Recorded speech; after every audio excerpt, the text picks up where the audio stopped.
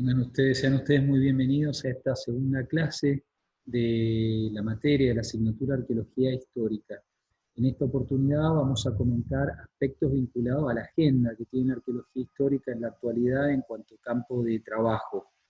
Vamos a compartir entonces la pantalla con la proyección del PowerPoint.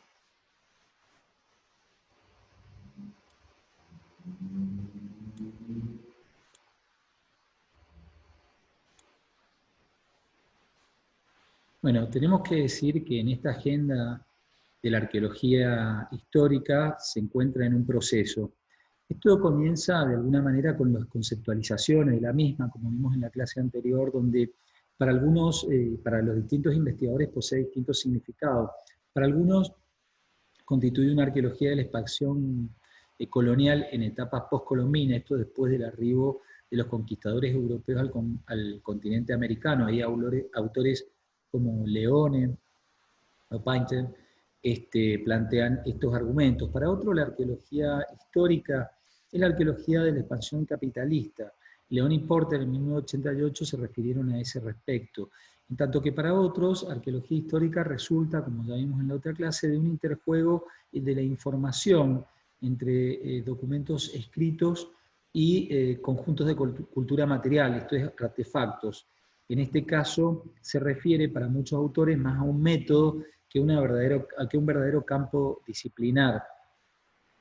Esto varía mucho entre el viejo mundo o Europa y América, ya que en Europa estudiosos que se refirieran desde el análisis arqueológico a periodos en que se conocía la escritura difícilmente vayan a referirse, aún trabajando con documentos, a la arqueología histórica, conociéndose en muchos casos como arqueología medieval, arqueología clásica, en definitiva, o romana, pero no refiriendo a la dimensión del trabajo con la documentación escrita. Esto pasó en América a partir de la década de los 60, donde se aplicó el análisis arqueológico a sociedades con escritura. En ese caso, en América, lo más discutido tendió a ser la relación o de dependencia o de auspicio, o en definitiva de lealtad, que podía llegar a tener la arqueología, fuera con la antropología o con la histórica.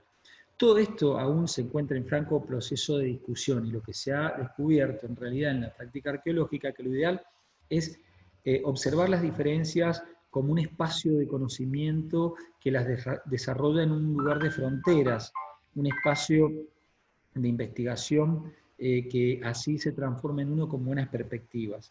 Esto implica poseer un marco que constituya el espacio más abarcativo posible, y allí emerge una definición que suele ser bastante adecuada, que es la de arqueología del mundo moderno, planteada por Orser allá en el año 1996.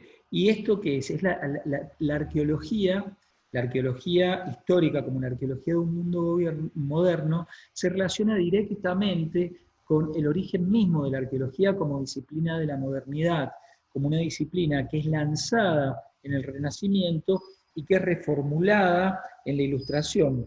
En este caso, el desarrollo de la investigación es inseparable de alguna manera de los procesos sociales y económicos que se van a ir registrando a nivel global, y esto se vincula con avances tecnológicos que favorecen el desarrollo, por ejemplo, de la navegación para impulsar nuevos descubrimientos. Así entonces tenemos que exploración, conquista, comercio, implica ampliación de fronteras y consecuentemente nuevas sociedades, nuevas colecciones de curiosidades que van a dar lugar a un concepto de arqueología histórica, si uno lo analiza, vinculado a este mismo proceso de modernidad. Es decir, que la arqueología histórica no puede entenderse como un proceso, como un campo estático, o como una era o una condición, sino más bien como un proceso. Así entonces, Hall y Silliman plantean que la arqueología histórica se trata de un proceso en lugar de una era o una condición. Actualmente no existe mayor debate en la delimitación del campo ni el vínculo con la antropología o la historia, que habíamos planteado que se discutió mucho, sobre todo en América del Norte, ni el espacio de estudio con sociedades con registro escrito, propio o ajena de su propia experiencia. interesa en ese caso más bien una disciplina conceptualizada dentro de la epistemología de la modernidad, que depende de los preceptos de la investigación intelectual lanzada en el Renacimiento, como dijimos, y reformulada ahí por la Ilustración. En ese caso, entonces, la agenda de esta última década se va a ir concentrando en explorar las perspectivas de los procesos que han formado a la propia modernidad. Por eso una arqueología histórica o arqueología del mundo moderno, donde la forma en que el pasado se entiende es desde una perspectiva siempre del presente. Si bien las diversas definiciones de la arqueología histórica consideran cuestiones habituales referidas a la relación, sobre todo entre los textos y artefactos, el colonialismo y el capitalismo, ya no se restringe o se organiza solamente como un tema, cada tema como un fin en sí mismo. Los temas encarados con mucha rigurosidad son variados. Por ejemplo, Gurst va a plantear el problema de la clase social, Silliman el del trabajo, Burke el de la ideología, de Kunzo va a encarar el fenómeno de la institucionalidad, el género va a ser enfocado por Voss, papel del medio ambiente, que es una visión que podría considerarse dentro de las más tradicionales, también enfocada por Zorowski, el espacio como una dimensión formativa por Pause, y identidad y nación, Johnson, Boundary y Lydon, son aquellos autores que se ocupan de enfocar estas problemáticas desde el punto de vista arqueológico. Así, estos enfoques indican cómo tratamos de entender el mundo moderno y posmoderno desde la materialidad y permite avanzar en la práctica de la propia arqueología, es decir, existe un proceso dialéctico. Como resultado, la arqueología histórica ayuda a rastrear el papel de estas historias en el mundo actual, como recuerdos públicos y patrimonio, digamos, son a veces olvidados o conmemorados, pero distorsionados, aunque siempre movilizados para una multitud de propósitos. Aquí tenemos un ejemplo de las restauraciones que se hicieron o la recuperación de partes de la fachada del Trade Center después de la explosión y el derrumbe de las Torres Gemelas, o los propios objetos resultantes que fueron musealizados de ese gran holocausto que se produjo en el año 2001. Así entonces, Hall y Silliman proponen pensar la modernidad como proceso y no como etapa, lo que implica entonces evitar un interés exclusivo por lo cronológico y consecuentemente tipificante de cada etapa. Que esto ha sido propugnado por una arqueología histórica de raíz, sobre todo procesual, en la década de los 70 a través de los trabajos de Stanley South, un verdadero precursor de la arqueología histórica y su vínculo con el procesualismo, donde trataba de identificar en América del Norte patrones arqueológicos vinculados al colonialismo hispánico diferenciados del colonialismo británico. Y esta arqueología entonces, que propone pensar la modernidad como proceso, implica propugnar el estudio de esas interdigitaciones complejas de culturas y prácticas, las interacciones multiétnicas en las comunidades coloniales, donde las interdigitaciones, por ejemplo, Pedro Paulo Furnari en Brasil se ha ocupado de conocer procesos de formación de comunidades nuevas, por ejemplo, en contextos de esclavismo y de la fuga que practicaban estos esclavos, donde dentro del mundo americano, donde existían tradiciones ibéricas con heredad islámica y católica, aparecen como verdaderamente nuevas identidades. En este caso, Lightfoot muestra cómo estas convenciones tipológicas sirven para hacer a los nativos americanos invisibles en las convenciones arqueológicas una vez que se suponen inmersos en la vida colonial. Entonces, lo que está proponiendo es observar desde estas interdigitaciones. Precisamente a esas personas, como las poblaciones esclavizadas o los indígenas sometidos, se vuelven atípicas en las convenciones arqueológicas anteriores que buscaban los patrones de artefacto como visiones de comunidades que eran consideradas típicas o normales, dado que son contextos, por ejemplo, de cambio y de gran volatilidad de esas identidades, pero no dejan de existir por otro lado. ¿Qué sentido se otorga a una arqueología histórica mundial? Bueno, para enfatizar la naturaleza de las conexiones globales en un mundo moderno, pero considerando que esa estructura no predetermina la vida en el terreno de las personas, es decir, ahí hay un tema de escala. Y a su vez, para presentar las variedades de la arqueología histórica practicada en diferentes partes del mundo actualmente, las intersecciones, los paralelos, los contrastes, las fertilizaciones cruzadas, deberían resultar fructíferas para los lectores y arqueólogos históricos, especialmente los americanistas, que a menudo no saben mucho acerca de la arqueología histórica fuera de América del Norte. Cuando decimos americanistas, nos referimos a ello. Así entonces las cosas, y en base a proponer problematizaciones más que esquemas tipificantes o cronológicos, los estudios arqueológicos históricos se han ocupado de temas como la escala, la agencia, la materialidad, el significado, la identidad y la representación. ¿Qué entenderemos entonces por escala? Es decir, la principal tarea que enfrenta la arqueología histórica europea, y de hecho la arqueología histórica en general, no es cambiar el enfoque a una escala exclusivamente mayor, es decir, global, pero sí comprender siempre las relaciones que existen en los juegos de escalas entre aquellos de pequeña escala y procesos de transformación locales y otros más amplios dentro de lo que es la experiencia colonial. Una pregunta que sintetizaría esto es: ¿en qué lugar se desarrolla realmente la acción de la experiencia humana? ¿Qué escala de análisis tiene el mayor poder explicativo y sobre todo metodológica y técnicamente qué posibilidades nos permite el registro que vamos a estar estudiando? En ese caso, la lectura de Carlos Reborati, Tiempo y Escala, que está en la bibliografía, es altamente recomendable para entender esta problemática. La agencia, es decir, cómo los seres humanos reproducimos nuestro propio ser y relaciones sociales a través de prácticas cotidianas, entendiendo que las mismas tienen lugar en condiciones materiales y se manifiestan a través de la cultura material. Así es que los seres humanos reproducen sus condiciones materiales, estructuras de significado heredadas y conciencia histórica, pero también cambian, las redefinen y reinterpretan. Desde esta perspectiva hay un replanteo de la influencia del ambiente, dejando de lado, luego de una preeminencia de explicaciones de causalidad cultural por sobre las naturales.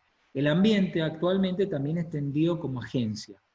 Otro aspecto que habíamos dicho es la materialidad. Allí la arqueología histórica encuentra un gran desafío y tal vez su fuerza. Y la fuerza y el desafío es que no tiene una teoría propia dominante de ese mundo material. La arqueología histórica permite una comprensión del lenguaje no verbal de las cosas a través del espacio y tiempo, ofreciendo posibilidades teóricas y creativas a futuro.